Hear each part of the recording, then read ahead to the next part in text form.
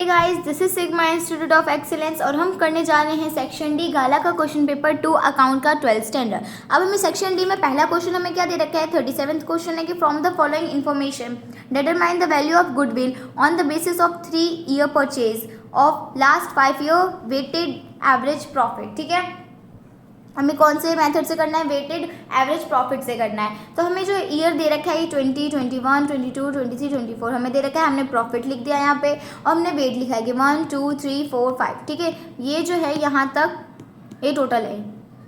Okay, तो हमने क्या किया, जो 1, 2, 3, 4, 5 लिखा है ना उसको इंटू कर दिया है इससे, इन दोनों को इंटू किया है, इन दोनों को इंटू, इन दोनों को भी और इन दोनों को भी इंटू किया तो हमारे पास ये आ जाएगा, ये आ जाएगा, ये आ जाएगा, ये आ जाएगा। ओके, तो हमारे पास टोटल वैल्यू, टोटल जो प्रॉफिट मेथड है, ठीक है, टोटल वैल्यू कितनी आ रही है 13,45,000। ये क्या है, हमारा टोटल वेट है। टोटल वेट का प्रॉफिट कितना था वो हमारा ये दे रखा है और टोटल वेटेज कितना था हमारा ये है। हमने इसको इन सबको प्लस करके हमारे पास 15 आए हैं। अब ठीक है, कौन सा मेथड हमें बोला गया है कि वेटेड एवरेज प्रॉफिट मेथड बोला गया है, तो उसका फॉर्मूला ये होता है, ये टोटल वेटेड प्रॉफिट को टोटल वेट से डिवाइड करना है। ठीक है, तो हमारे पास टोटल कितना आया था वेट का प्रॉफिट 13,45,000 हमने यहाँ लिखा और डिवाइड बाय 15 किया है, तो हमारे पास आंसर ये आएगा। ओके, तो ये हमारा पहला आंसर हुआ। अब हमें गुडविल भी बोली है। ठीक है, गुडविल भी बोली है, तो गुडविल की फॉर्मूला क्या होता है, ये फॉर्मूला है, जो वेटेड एवरेज प्रॉफिट है उसको इनटू करना है numbers of year of purchasing से। ठीक है, हमारा नंबर्स ऑफ ईयर हमने क्या पढ़ा था कि 3 दे रखा था, हमें ऊपर हमने क्वेश्चंस में देखा। ठीक है, अब हमने जो है इसको यहाँ पे लेके आए हैं और नंबर 3 हमने इसको इनटू किया है तो हमारे पास ये आंसर आया। ओके, तो ये हमारे पास दूसरा आंसर हुआ। तो हमने यहाँ पे फाइनल आंसर्स लिखे कि वेटेज एवरेज प्रॉफिट का ये था एंड गुडविल का हमारे पास ये आएगा। तो ये क्वेश्चन हमारा खत्म हो गया है। अब हम दूसरे क्वेश्चन पे आएंगे। Panna, Rita and the partner of the partnership firm, they want to change the profit and loss sharing ratio from 3:2 से 1:1 में। They decide to determine the value of goodwill. ठीक है, on the basis of firm profit and other information determine the valuation of goodwill on the basis of 3-year purchasing super profit method। अब हमें super profit method दे रखा है, तो हमें question में क्या दे रखा है कि असेट दे रखी है, लाइबिलिटी दे रखी है, एक्सपेक्टेड रेट ऑफ रिटर्न दे रखा है, एक्चुअल प्रॉफिट दे रखा है। ठीक है, तो ये हमें सुपर प्रॉफिट मेथड से निकालना है। सुपर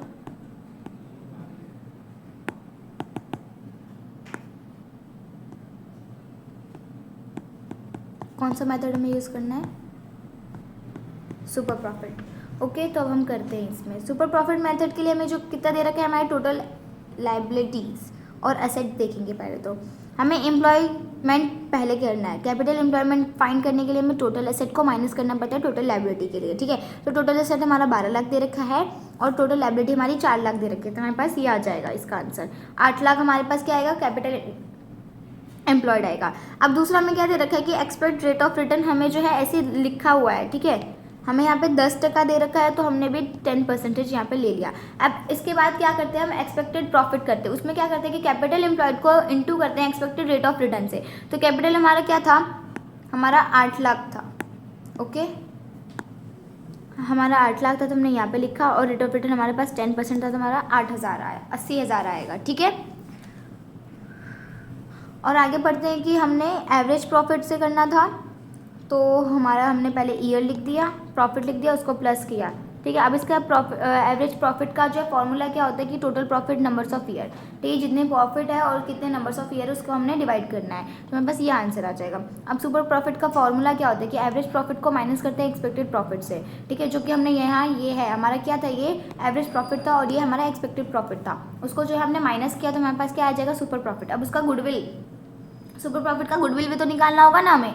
अब गुडविल की वैल्यू तो नहीं दे रखी है पर हमें फाइंड करना है, तो गुडविल का जो फॉर्मूला होता है वो क्या होता है कि super profit in 2 numbers of year of purchasing. ठीक है, कि कितने नंबर्स ऑफ ईयर परचेसिंग था, हमने क्वेश्चन में पढ़ा था कि 3 numbers of year of purchasing है। यहाँ पे देखो ये रहा। ठीक है, 3 numbers of year of purchasing है, तो हमारी जो सुपर प्रॉफिट का वैल्यू आई थी ना ये उसको इंटू किया 3 से तो हमारे पास आ जाएगा ये। ओके, इसका आंसर यहाँ पे आता है, ख़त्म हो गया ये वाला भी।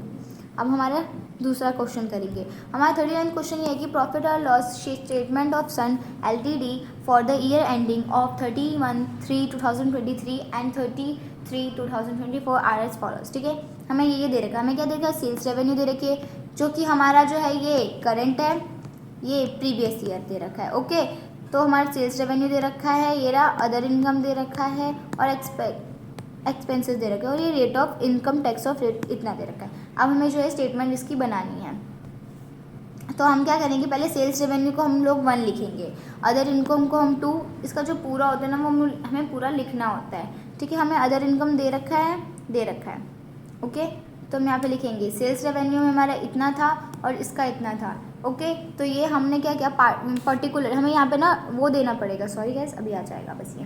ठीक है, हमें जो यहाँ पे जो ये बॉक्स बनाना है वो एकदम ध्यान से बनाना है, हमें जो मिस्टेक नहीं करनी है इस बॉक्स में, ये बॉक्स में इम्पॉर्टेंट है। और इसमें जो क्वेश्चंस भी बहुत ज़्यादा ईजीज होते हैं। ठीक है, इजी क्वेश्चन आते हैं तो आप अच्छे से अटेंड करके आना और आपको फुल मार्क्स मिलेंगे, पर आप कहीं गलती मत करना। ठीक है, कि इसमें बताया है कि हमें जो ये 1 है, ये 2 है, ये 3 है, ये 4th है, ये 5th है और ये 6th है। हमें 6 बॉक्सेस बनाने होते हैं। अब देख, हमें पहले में क्या करना होता है ना कि पर्टिकुलर लिखना होता है, जिसमें कि हम क्या लिखेंगे, sales revenue, other income, total income, expense, profit before income tax कितना था और profit after income tax. Second में हम सिर्फ नोट लिख के छोड़ देंगे, हमें जो है सेकंड में और कुछ नहीं लिखना है। थर्ड में हम क्या लिखेंगे, हम थर्ड में जो है प्रीवियस ईयर लिखेंगे। ठीक है, जो पहला साल था ना, पिछला साल जो था वो लिखेंगे। और फोर्थ में हम करंट ईयर लिखेंगे। थर्ड में हम क्या लिखेंगे, थर्ड में हम लिखेंगे प्रीवियस ईयर, इसमें करंट ईयर। ओके, थर्ड में हम लिखेंगे प्रीवियस ईयर, याद रखना करंट ईयर पहले मत लिखना और प्रीवियस ईयर बाद में मत लिख देना, आंसर्स आपके गलत हो जाएंगे। ओके, अब फिफ्थ वाले में हमें क्या करना है कि फोर्थ को, करंट ईयर को हमें प्रीवियस ईयर से माइनस करके यहाँ पे लिखना है। ओके, कि करंट ईयर को माइनस किया हमने प्रीवियस ईयर से तो हमारा कोई भी मतलब डैश हमारे पास वैल्यू आई। ओके, और सिक्स्थ में हमें क्या करना है ना कि जो फिफ्थ आंसर आया है हमें उसको डिवाइड करना है 3 से, मतलब कि जो हमारा इंक्रीज और डिक्रीज जो आया है। ओके, फिफ्थ में तो हमारा क्या किया था हमने कि 4 - 3 किया था, और सिक्स्थ में क्या करेंगे 5 डिवाइड बाय इंटू करेंगे 100 से, तो हमारा जो परसेंटेज में वैल्यू आएगी। ओके, तो अब हम स्टार्ट करते हैं कि ये क्वेश्चन को हमने कैसे किया है, कैसे कैसे आंसर्स आए हैं और कैसे आंसर्स आए हैं। पहले हमारा क्या दे रखा था कि ये जो है हमारा प्रीवियस ईयर का है और ये करंट ईयर का। अब हमने इनको माइनस करा तो हमारे पास ये आंसर आया।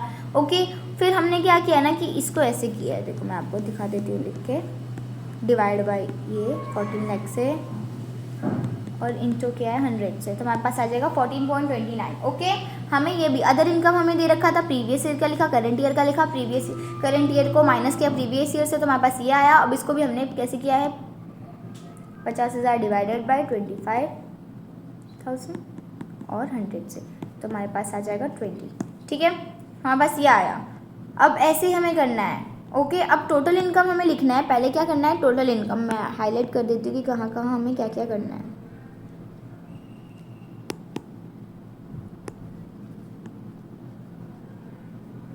ओके, टोटल इनकम में हमने क्या किया है कि इन दोनों को ना प्लस करके यहाँ पे लिखा है, इन दोनों को प्लस करके यहाँ पे लिखा है। अब ये मत करना कि इन दोनों को भी प्लस कर लेना, ऐसा कुछ नहीं है। ठीक है, पहले हमने क्या किया, इन दोनों को प्लस किया, इसके बाद हमने वहाँ पे लिखा है। ओके, तो मैं आपको बता देती हूँ कि कैसे प्लस किया है। देखो 14 लाख दे रखा है, 25,000 दे रखा है, तो हमने हमारा प्लस करके हमारे पास ये आ जाएगा। इसमें भी जो वैल्यू दे रखी है और इसकी जो वैल्यू दे रखी है उसको प्लस करके हमारे पास ये करना है, ये आएगा। अब हमने क्या समझा था कि फिफ्थ बॉक्स में हम क्या करते थे, 4 को माइनस करते थे 3 से, मतलब इसको माइनस करेंगे 3 से, हमारे पास ये आएगा। अब इसको डिवाइड करेंगे 3 से, तो हमारे पास 15 आ जाएगा आंसर। ये क्या था, हमारा टोटल इनकम था। ओके, अब क्या आएगा, एक्सपेंस हमारा जो है क्वेश्चन में कितना दे रखा है, एक्सपेंस दे रखा है 9,60,000। ओके, तो अब हमने पहले क्या किया, 9,60,000 जो हमारा प्रीवियस उसका दे रखा था करंट ईयर का, और इसका दे रखा था इतना। अब हम क्या करेंगे, इसको जो है ना इसमें से माइनस करेंगे तो हमारे पास ये आ जाएगा, और 24 को डिवाइड करेंगे इससे और मल्टीप्लाई करेंगे 100 से तो हमारे पास ये वैल्यू आ जाएगी। ठीक है, जो ये है वो पॉइंट में परसेंटेज में आएगा आंसर। ओके, अब प्रॉफिट बिफोर इनकम टैक्स, अब इसमें क्या करना है ना, इन दोनों को माइनस करना है। ठीक है, किन दोनों को माइनस करना है, इन दोनों को माइनस करके हमारे पास ये वैल्यू आएगी। मैं बता देती हूँ कैसे करना है। देखो मैं हाईलाइट कर रही हूँ, उसको ध्यान में रखना कि कैसे हमें क्या करना है। ओके, हाँ, तो ये वैल्यू कैसे है हमारे पास, क्योंकि ये हमें तो दे ही नहीं रखा है कि प्रॉफिट बिफोर इनकम टैक्स, तो हमें खुद से ढूंढना है। ये हम ढूंढेंगे कैसे इसको, जो ये है एक्सपेंस है उसको इससे माइनस करेंगे तो हमारे पास ये आ जाएगी वैल्यू। ओके, जो एक्सपेंस है उसको हम टोटल इनकम से माइनस करेंगे तो हमारे पास 93 इतना आएगा, 9,30,000 आएगा। ओके, और ऐसे ही हमने इसको किया है, इसको है इसमें इन दोनों को माइनस किया है हमने, हमारे पास ये आया है। ठीक है, तो अब इसको क्या करते थे हम, 4 - 3, तो 4 को माइनस करेंगे 3 से हमारे पास इतना आ जाएगा, इसको डिवाइड करेंगे 93 तो हमारे पास 1.08% आ गया। ओके, अब हम आगे बढ़ते हैं। आगे हमें क्या दे रखा है कि लेस इनकम टैक्स। याद है बच्चों हमने क्या किया था, क्वेश्चन में हमें ना लास्ट में दे रखा है कि इनकम टैक्स का जो रेट है वो 30% है। ठीक है, जो इनकम टैक्स का रेट है वो कितना है, 30% है। तो हमने कहाँ तक निकाला, बिफोर प्रॉफिट इनकम टैक्स के, प्रॉफिट से पहले तक का निकाल दिया है हमने। मैं बताती हूँ आपको कैसे करना है ये।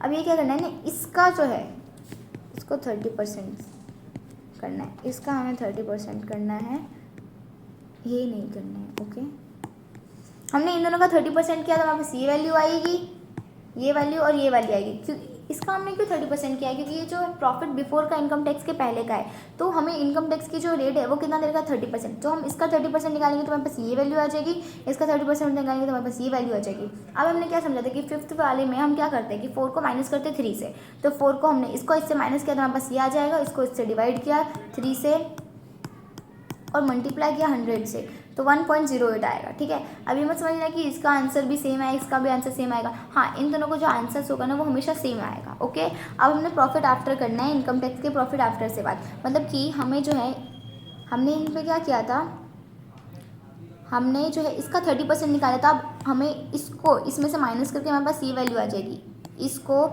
इसमें से माइनस करना है।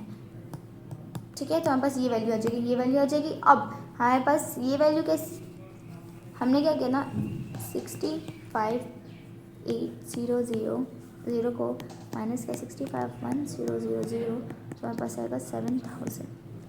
ये कैसे आया पता चला, अब उसको हमने डिवाइड किया 65,1000 को 100 से, तो हमारे पास ये आ जाएगा 1.08। ओके, कर लिया है गाइस आपने, तो आप इसका स्क्रीनशॉट ले सकते हो। देखो इतना है।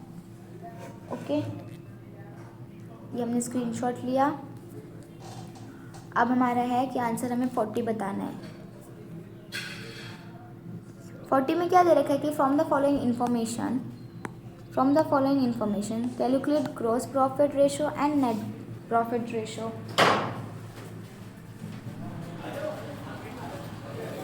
ओके, तो हमें क्या करना है, हमें क्या क्या दे रखा है कि कैलकुलेट करना है ग्रॉस प्रॉफिट रेशो और नेट प्रॉफिट रेशो को जो है वो करना है, कैलकुलेट करना है। अब हम क्या करेंगे, पहले हमें देख लेंगे कि हमें क्या क्या दे रखा है। तो इसमें क्या दे रखा है, नॉन ऑपरेटिंग अदर एक्सपेंस हमें इतना दे रखा है, डिप्रेशन हमें इतना दे रखा है, एडमिनिस्ट्रेटिव एक्सपेंस हमें इतना दे रखा है, sales tax, income tax of interest dividend, sales expense, goods cost of goods sold और फाइनेंशियल एक्सपेंस हमें इतना इतना दे रखा है। ओके, तो हम पहले क्या करते हैं, देख लेंगे कि हमें क्या क्या करना है।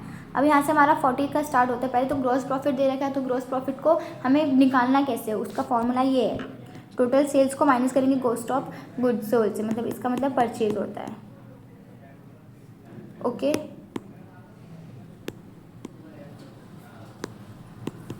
परचेज होता है इसका मतलब हमारे पास कितनी सेल्स थी, टोटल सेल्स हमारे पास 6 लाख है और परचेज जो है हमारे पास 3,25,000 है। ओके,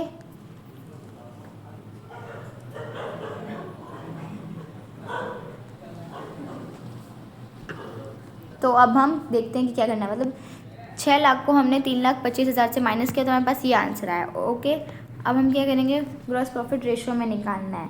ठीक है, ग्रॉस प्रॉफिट रेशियो निकालने के लिए हमारे पास क्या होता है formula, gross profit divide by total net asset, और उसको हम मल्टीप्लाई करते हैं 100 से। हमारे पास ये आया था, क्या था ये, ग्रॉस प्रॉफिट था।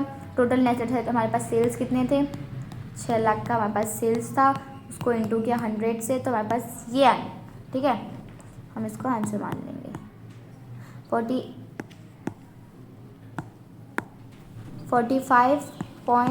45.83% जो है हमारे पास इसका आंसर आएगा। अब हम देख लेंगे दूसरा आंसर। अब हम बनाएंगे कि पर्टिकुलर अमाउंट हम लिखेंगे। सेल्स हमारे पास कितना था, 6,00,000 का था। Non operating income of interest dividend कितना था, हमारे इतना था। टोटल इनकम हमारे पास इतना आया। हमने इन दोनों को प्लस किया तो हमने इतना लिखा। अब मतलब हमारे पास एक्सपेंस कितना था, तो कॉस्ट ऑफ गुड्स सेल्स हमारा प्राइसेस परचेज हुआ, ये ऑपरेटिंग एक्सपेंस हमारे पास ये आया, फाइनेंशियल एक्सपेंस हमारे पास ये आया, नॉन ऑपरेटिंग फाइनेंशियल एक्सपेंस ये आया। अब बिफोर प्रॉफिट बिफोर टैक्स, ठीक है, ये हमने इसको जो है इसमें से माइनस किया है इन दोनों को। ओके, इसको इससे माइनस किया है तो हमारे पास ये आ जाएगा। ओके, लेस जो है टैक्स जो है 30% था तो हमने इसका 30% निकाला हमने तो हमें ये आया, और फिर इसको इसमें से माइनस करके हमारे पास ये आ जाएगा आंसर। ओके, तो हमारा पूरा आंसर आएगा 17500। अब हम देखते हैं कि नेट प्रॉफिट का रेशियो को हमने निकाला कैसे। हमारे पास प्रॉफिट आफ्टर टैक्स कितना था, ये इतना था जो लास्ट में हमारे पास आया, उसको हमने इंटू किया 100 से और डिवाइड किया किससे, जो टोटल नेट सेल्स था। ओके, ये जो है हमारा फॉर्मूला है,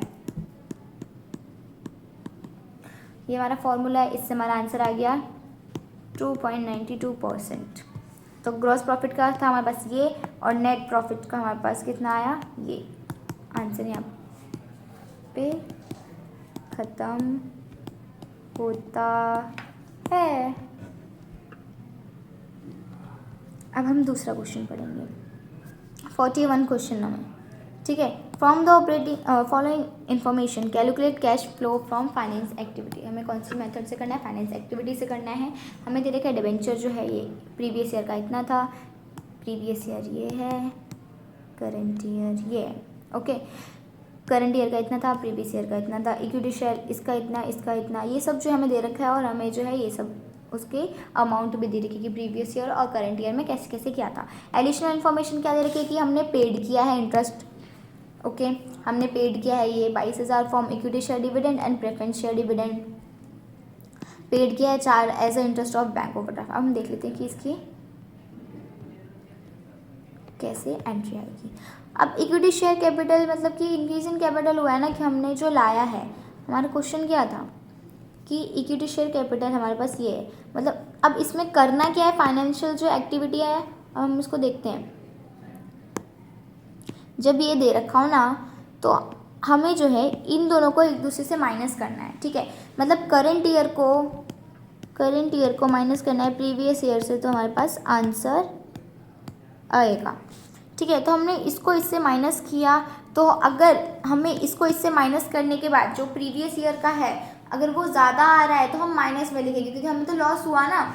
ओके, और अगर हमें इन दोनों को माइनस करके हमारा जो करंट ईयर है वो ज़्यादा आ रहा है तो हमारे पास आएगा इनकम, कि हमारे पास पैसे आ रहे हैं। तो अगर हम जो ब्रैकेट में लिख रहे हैं ना, मतलब कि जो प्रीवियस ईयर को और करंट ईयर को जो माइनस किया है एक दूसरे से करके, तो जो माइनस मतलब कि प्रीवियस ईयर का है ना वो ज़्यादा है, तो उसको माइनस में करेंगे और उसके पास ब्रैकेट लगा देंगे। और देखो डिबेंचर इंटरेस्ट जो है पेड है, ये तीनों चीज़ हमने पेड की है, मतलब हमारे पास से पैसा गया है तो हमारा क्या लॉस हुआ है।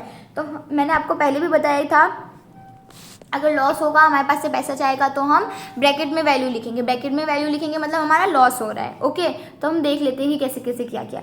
अब हमने क्या किया ना, इक्विटी शेयर जो किया है इंक्रीज इन कैपिटल, मतलब जो पहला प्रीवियस ईयर का था कैपिटल वो कम था जो अभी हमारे करंट ईयर में आया, तो हमने इसको ब्रैकेट में नहीं लिखा, मतलब ये इंक्रीज हो रहा है। ओके, अब 10% डिबेंचर। ठीक है, अब हमने लाइबिलिटी।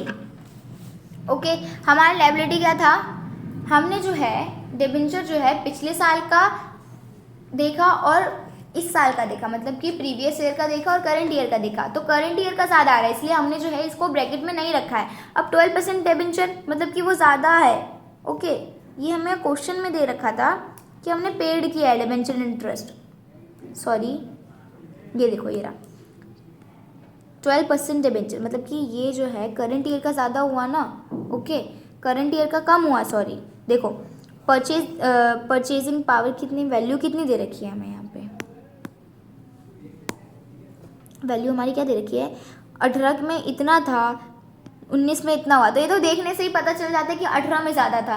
तो मैंने क्या बोला कि जो प्रीवियस ईयर में ज़्यादा होगा तो उसको हम ब्रैकेट में लिखेंगे, तो इसीलिए हमने यहाँ पे इसको ब्रैकेट में लिखा है कि जो 50,000 वैल्यू है ना वो प्रीवियस ईयर की ज़्यादा है, ओके, और करंट ईयर की कम है। अब प्रेफरेंस शेयर कैपिटल, ओके, कि शेयर प्रेफरेंस का शेयर कैपिटल कितना था, हमने ये शायद से क्वेश्चन में पढ़ा था कि प्रेफरेंस शेयर जो होगा, देखो यहाँ पे 1 लाख है और यहाँ पे 80,000 है, तो ये भी देखने से पता चल रहा है कि 20,000 जो है वो प्रीवियस ईयर का ज़्यादा है, ओके। तो हमने माइनस किया तो हमारे जो है यहाँ पे 20,000 ब्रैकेट में आ जाएगा, ये देखो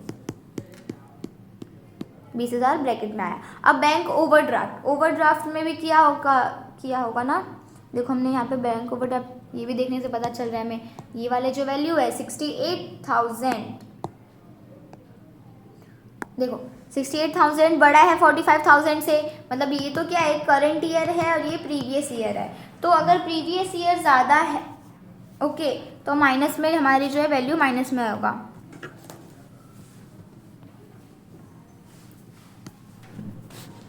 ये देखो 23, ओके। अब डिवेंचर इंटरेस्ट हमने पेड किया था, याद है, जो भी अगर हम जो इंटरेस्ट है वो पेड करते हैं ना तो हम माइनस में ब्रैकेट में लिखते हैं, ठीक है, वो माइनस होता है क्योंकि हमने पेड किया है, ओके। फिर यहाँ पे दिखा कि dividend paid on equity share and preference share, वो भी हमने पेड किया तो हमने माइनस में लिखा। Interest paid on bank draft, ये भी हमने पेड किया तो हमने माइनस में लिखा, ठीक है। तो हम cash inflow from finance activity इतना आया कि हमारे पास कैश इनफ्लो, मतलब कि हमारे पास अंदर कितना आया है वो सिर्फ इतना ही आया है, ओके, और कुछ नहीं। हमने इन सबको माइनस प्लस किया तो हमारे पास ये आंसर आया। बाकी यहाँ पे सेक्शन डी जो है वो ख़त्म हो जाता है।